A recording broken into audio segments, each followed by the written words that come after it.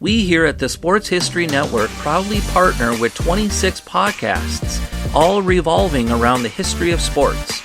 But did you know that many of our hosts were sports history authors way before they started their shows? It's true.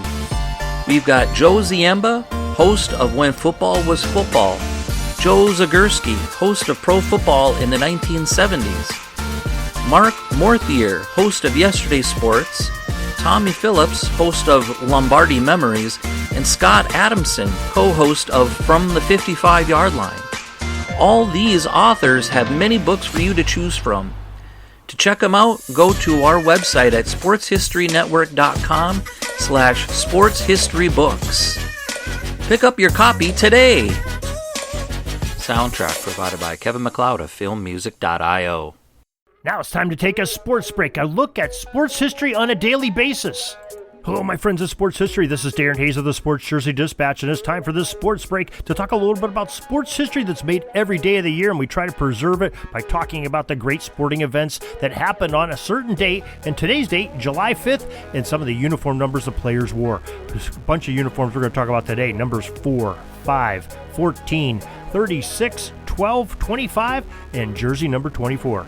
And it all starts off with our great feature post that was on July 5th, 1898, and Lizzie Arlington became the first woman to play professional men's baseball when she pitched the 9th inning for the Reading Coal Heavers against the Allentown Peanuts. The young female phenom allowed 2 hits and walked a batter, but preserved the game for the Coal Heavers in a 5-0 win over the Peanuts. In the months leading up to this day, in the spring of 1898, sporting and theatrical promoter William J. Connor hired Ms. Arlington for the sum of $100 a week and negotiated with the Atlantic League president Edgar G. Barrow for her to sign a minor league contract. She showed up in the baseball annals later that year while pitching for the reserve team of the Philadelphia Nationals, and continued to pitch and play infield against several professional clubs and exhibition games around the country throughout that whole summer. Now, she got the experience to prepare for her brief career by playing a lot of ball with her father and brothers in her younger years. A throng of spectators showed up that day for the game in anticipation that Lizzie would take the field, and they had to be excited when she did and made history. According to the reports, she entered the field with much fanfare, arriving to the mound in a stylish, quote, carriage drawn by 2 white horses, end quote, and responding to applause by lifting her cap, revealing her hair done in the latest fashion. She wore black stockings and a gray uniform with knee-length skirt, and during the pregame practice, Arlington played second base like a professional, quote, even down to expirating her hands and wiping them on her uniform, end quote, per a report in a newspaper that we have posted there from the Reading Times, July 6, 1898, from newspapers.com.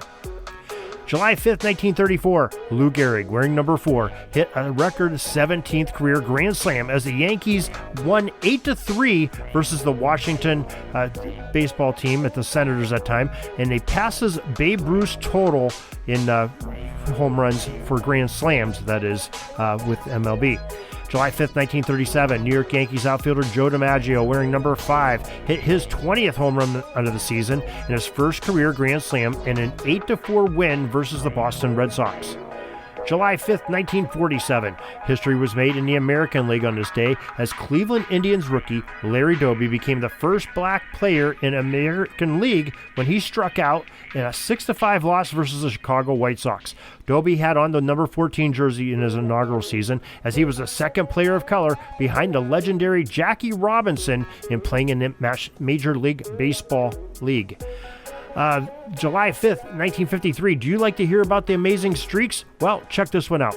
Phillies pitcher Robin Roberts, wearing his number 36 jersey, stood tall on a mound to throw his 28th consecutive Major League Baseball complete game with a 2-0 win over the Pirates of Pittsburgh. 28 games in a row. Complete games in a row. Wow. July 5th, 1961. St. Louis Cardinals first baseman Bill White wore number 12 and crushed 3 home runs to go along with an additional double in a 9-1 rout of the Los Angeles Dodgers. July 5th, 1987, Oakland A's first baseman number 25 Mark McGwire became the first rookie to hit 30 home runs before the MLB All-Star Game as Oakland defeated the Red Sox 6-2. And on July 5th, 1989, Barry Bonds, wearing the Pirates' number 24, homers in Pittsburgh in a 6-4 loss to the San Francisco Giants.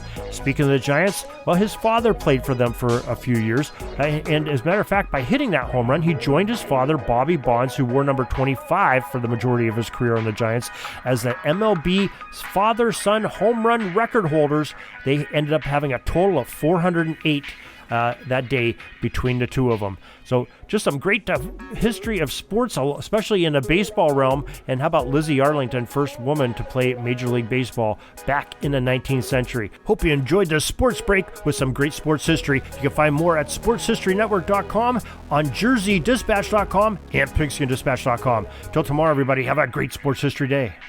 Sorry, but my pitching coach just called timeout and he's coming out to the mound. I think I'm going to get yanked for a reliever. We'll see you back tomorrow for some more great sports history on Sports Jersey Dispatch Podcast. We invite you to check out our websites, jerseydispatch.com and pigskindispatch.com. Not only see the daily sports history, but to experience the preservation of great events and people that play the games. Find us on Pigskin Dispatch. It's also on social media outlets of Facebook, Twitter, Instagram, and don't forget the Pigskin Dispatch YouTube channel to get all your daily sports history.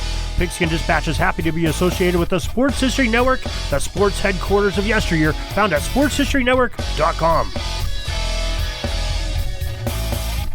This podcast is part of the Sports History Network, your headquarters for the yesteryear of your favorite sport. You can learn more at sportshistorynetwork.com.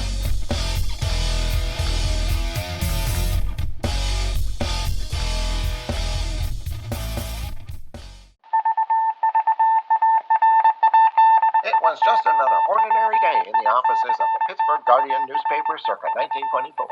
But for Marla Delft, assistant editor, everything was about to change. For she was about to discover the awesome attractiveness of Row 1 brand retro sports paraphernalia items thanks to Orville Mulligan, sports writer. And there it is. Wow, Orville, that's really the bee's knees. Isn't it just? A poster-sized replica of the actual 1909 World Series program cover. I can see that. But where did you get it? And where'd you get it framed?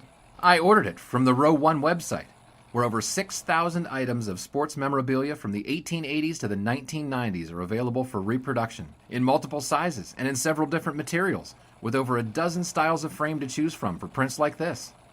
Well, I'm sure Mr. Delft would love to put up more of these in the office. But I'm equally as sure they're beyond this newspaper's budget. Not at all, my dear Marla. See for yourself. Go to sportshistorynetwork.com/row1.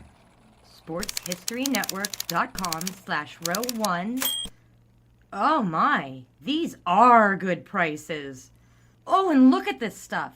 Oklahoma-Nebraska football, college basketball art, Michael Jordan items. And so retro it was that sports Marla Delft advertisement discovered the placards. splendiferous magic of Row 1 sports memorabilia, arts, and prints. You can too by visiting sportshistorynetwork.com/row1. That's ROW1 today for access to the full Row 1 catalog of gallery prints and gifts like t-shirts, long-sleeve shirts, telephone cases, coffee mugs, blankets, pillows, towels, and even shower curtains.